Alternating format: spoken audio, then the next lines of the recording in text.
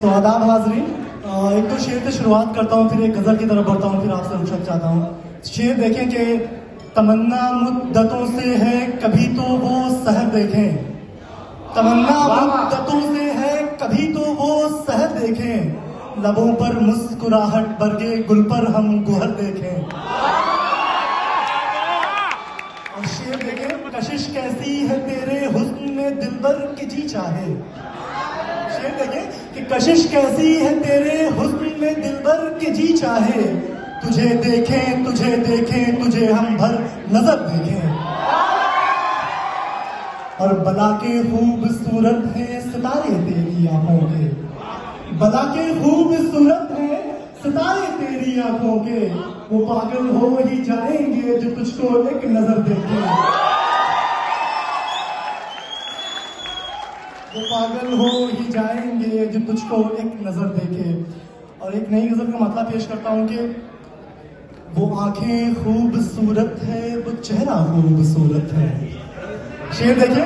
کہ وہ آنکھیں خوبصورت ہے وہ چہرہ خوبصورت ہے، اسے دیکھا تو جانا یہ کہ دنیا خوبصورت ہے،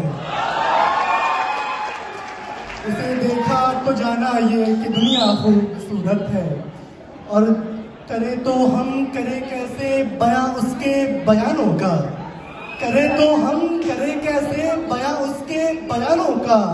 ہے شیریں گفتگو اس کی وہ لہجہ خوبصورت ہے،